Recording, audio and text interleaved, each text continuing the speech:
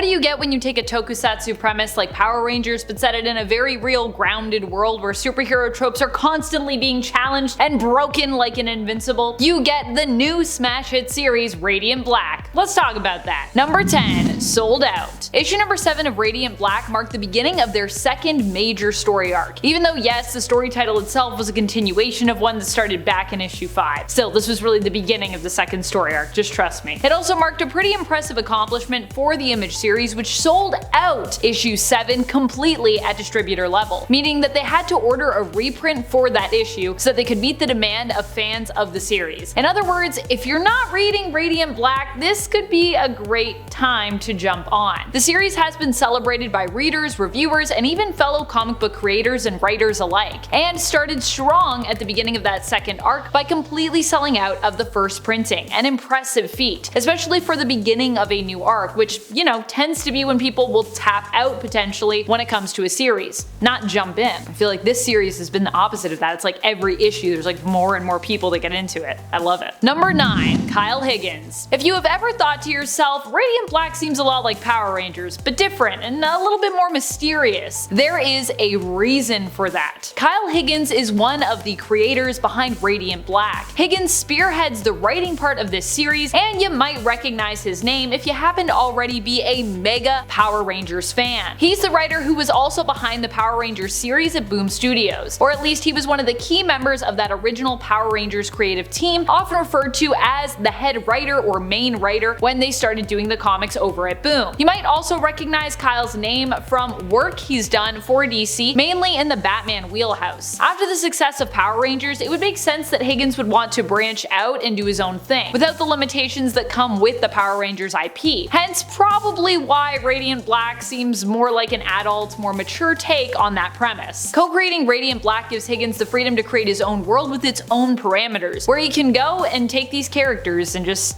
play. Honestly, these characters are all really great too, and very real so far. And friends, before we move on to this next spot, if you are loving this list and you want to hear more about other indie series or more about Radiant Black, be sure to let us know by giving this video a thumbs up. Seriously, we want to talk more about indie comics, but we need to see the support and then we can do more of it, so let's make it happen. Number 8. Marcelo Costa. And it makes sense too if you also recognize Marcelo Costa's name and happen to be a Power Rangers fan. While he might not belong to that original creative team, Marcelo Costa would eventually join the Mighty Morphin Power Rangers series at Boom Studios, working as an artist and colorist for that publisher. He also has done work for their Firefly series as well. However, his first work for Image Comics has been on Radiant Black, where he is co-creator of the series as the main and initial artist, working alongside his fellow co-creator, Kyle Higgins. Number 7. C.O.W.L, or C.O.W.L. Something fans of Higgins may have noticed but others may have missed is the mentioning of C.O.W.L, which stands for Chicago Organized Workers League, the world's first superhero labor union. In the world of Radiant Black, C.O.W.L is its own superhero franchise, which Marshall announces is finally getting a remastering. I assume the film version of the C.O.W.L story is getting a remastering, but he could also be referring to like a game. However, over at Image Comics, C.O.W.L is actually its own comic series from 2015, written and co-created by,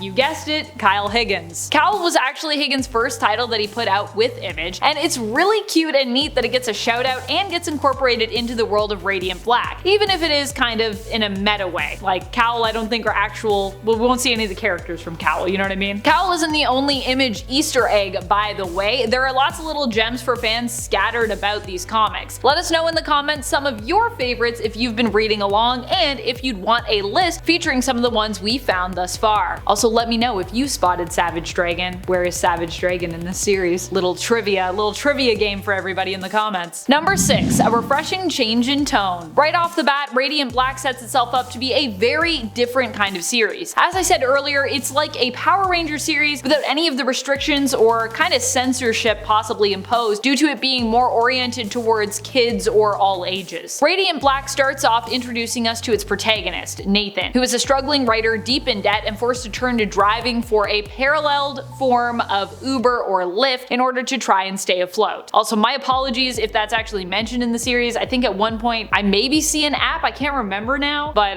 yeah, if there's an actual name for this service in the comics, I'm sorry that I didn't mention it. Nathan is denied a loan that he desperately needs by the bank and has a breakdown in the first scene that we meet him in, all while on the job of driving folks around. Ugh. And he is forced to pack up and move home because he needs financial help. If you're an adult living in 2021, trying to make it on your own, doing just about, well, anything, this struggle feels very grounded and very real. I personally have had breakdowns like this before in my life. This isn't Power Rangers. This is a real life world where the supernatural completely derails its characters, who are already rich with character development just from our looks into their daily lives. Number 5, issue number 6.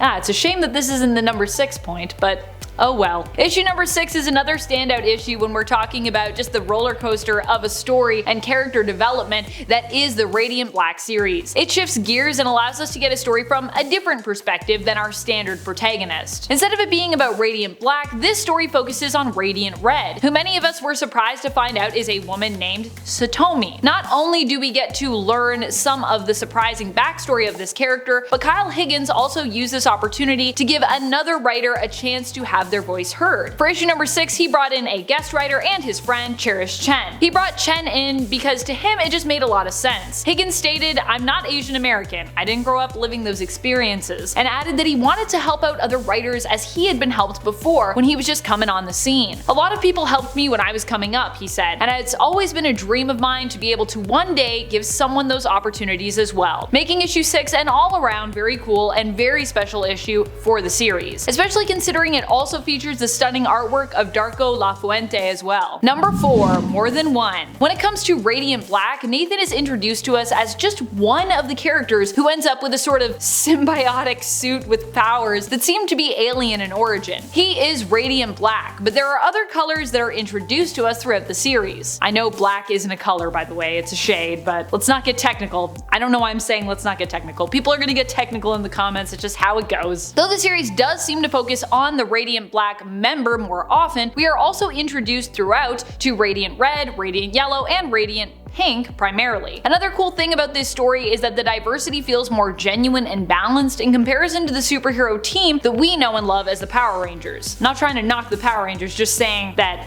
there's some stuff in here that I think is more well done. Also, you know, as an adult reading it. Does that make sense? Oh, and not all the Radiants are inherently good either, which I also love. They're all just people and each of them has their own idea when it comes to the best way to use their newly inherited powers, meaning that not all of them can be considered the heroes. At least, not initially. I'm looking at you, Radiant Red. Number 3, Challenging Tropes. Another amazing thing about this series, and something that has put it on a similar level for most comic book fans in terms of the excellence of Invincible, is that it takes comic book tropes and sort of puts them on their head, or like turns them inside out. What I'm saying is this is a series that will surprise you. Almost straight out of the gate, something happens to our protagonist Nathan in issue 4 that completely shakes up the series.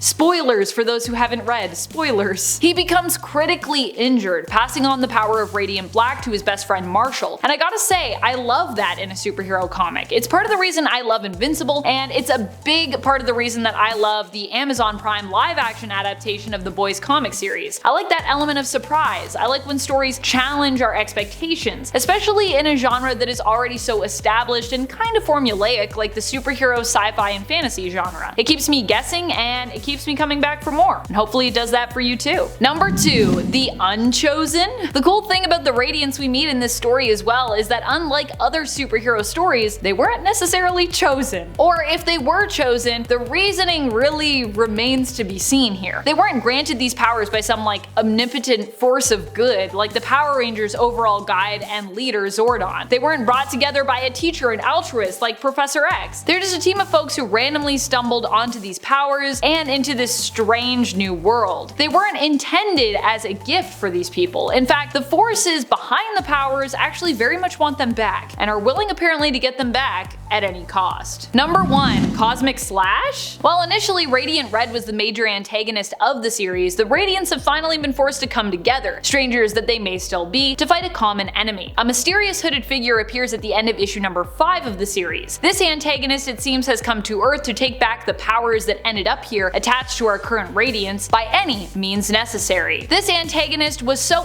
epically powerful that the 4 Radiants were forced to come together to fight against them, potentially not just stopping them from taking back the powers and suits they've bonded to, but also potentially saving the Earth from destruction? As I said, any means necessary. This antagonist was given the nickname of Cosmic Slash by Radiant Black and identified only as 001. They also seem to have some strange and mysterious connection to an entity that resides within Marshall's Radiant, which we see during the Radiant's fight against 001. However, Marshall is left confused by this whole revelation, which means, you guessed it, he's now looking within and putting everything on the line as he seeks answers. But I'm not gonna say anything more about that because that's issue 9 and that's spoilers. And that issue is more current, so I won't spoil that one for y'all. What else do you want to talk about when it comes to Radiant Black? Are you reading the series or are you just hearing about it now? What other indie series are you reading and are you loving right now? Let us know your thoughts in the comments below. When it comes to indie series for me, I'm actually just starting to read Rat Queens. I know, I'm very late to this party, but man, this indie series is so good and I'm so excited to continue to read it. This has been Top 10 Nerd and I'm your host Amanda McKnight saying thank you so much for watching and reminding you as always to stay nerdy, YouTube.